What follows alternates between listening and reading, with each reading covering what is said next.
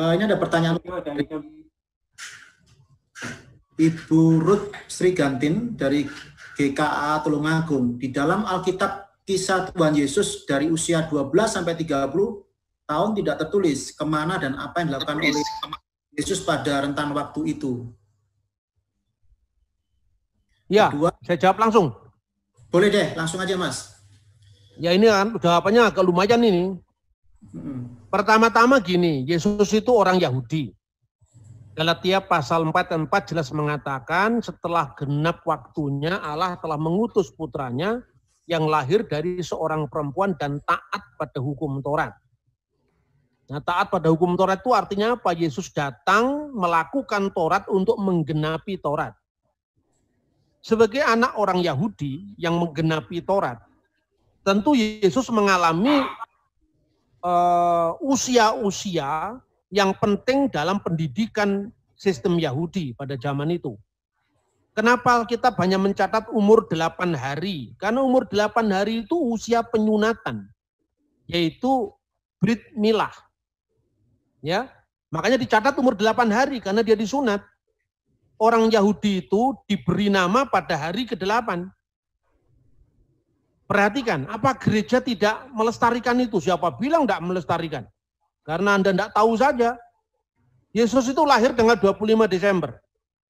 Ya, tahun 749 setelah berdirinya kota Roma. Itu konversi kalender Julian yang kemudian dilanjutkan Gregorian dari penetapan abad kedua.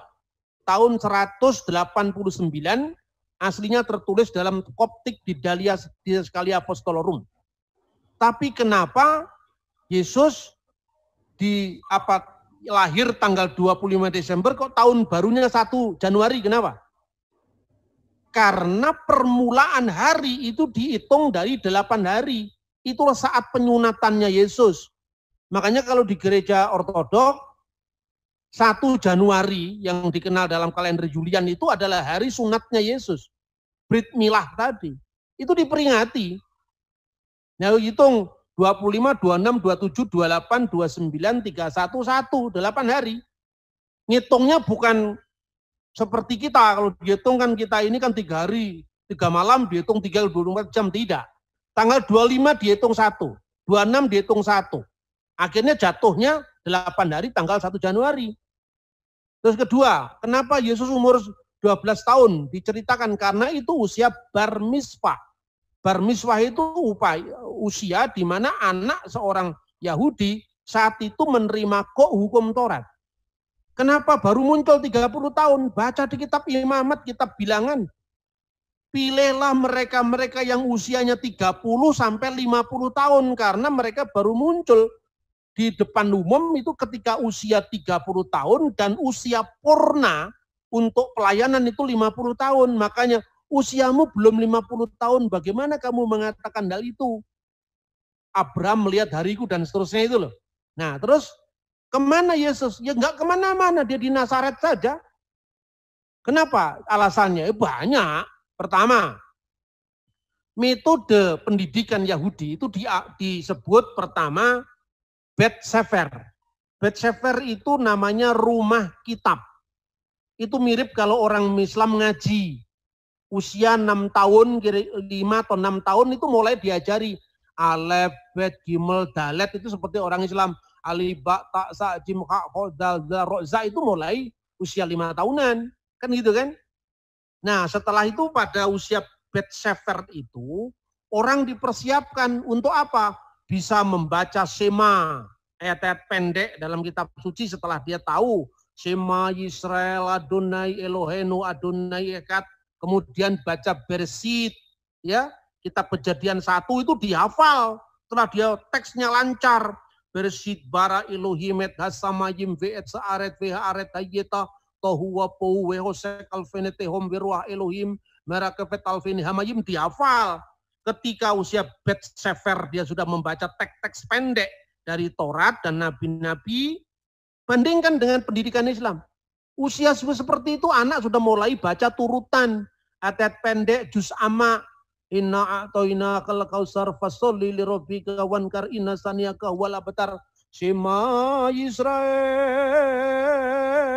Adonai Elohenu, Adonai Echad. Setelah dia lancar baca Taurat, teks-teks pendek tadi, masuk dalam jenjang kedua. Kira-kira usianya sekitar 10 tahun sampai 12 tahun. Itu namanya Bet Talmud.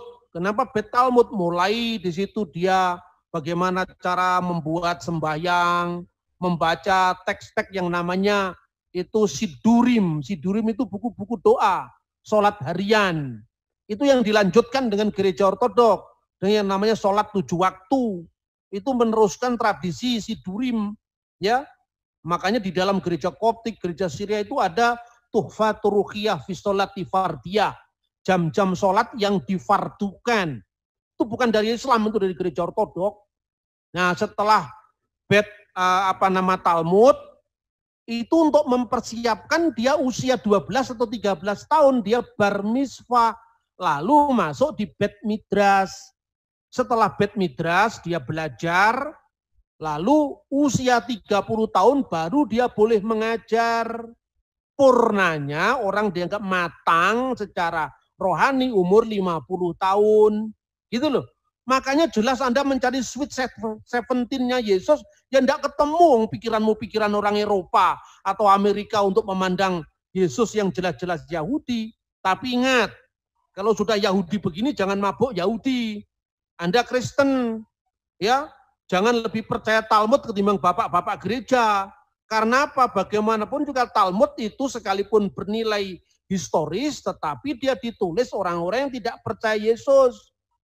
Rasul sendiri melantik murid-muridnya yang dikenal dengan para apostolic fathers tadi.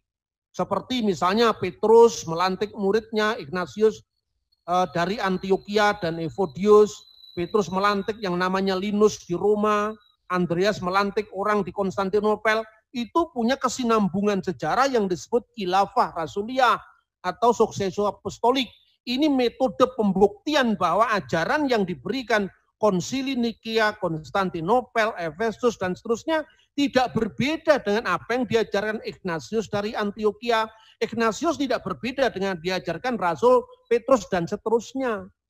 Jadi itu, maka saya berikan peringatan, jangan kemudian kita ini lebih percaya pada sumber Talmud ketimbang bapak-bapak gereja. Akibatnya apa? Kristennya mogol. Mogol itu apa? Kristen enggak Kristen, Yahudi enggak diakui. Kan itu kan? Nah, seperti zaman dulu londo burung Jawa tanggung.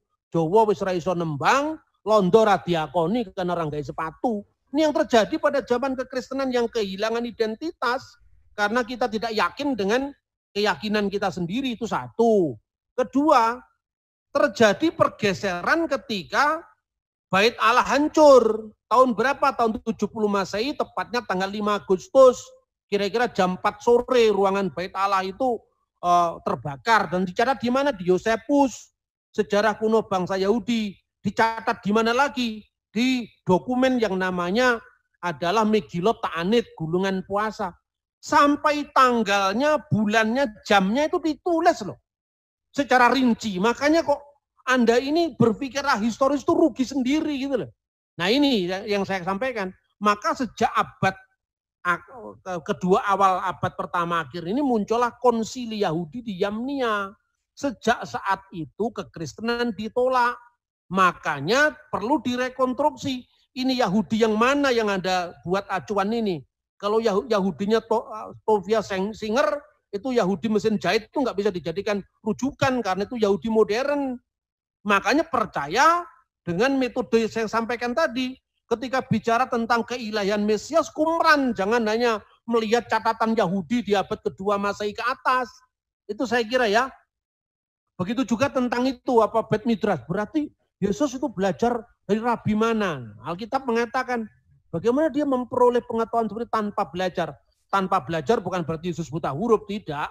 Dia tidak belajar menurut metode para rabi yang sudah muncul aliran-aliran kerabian.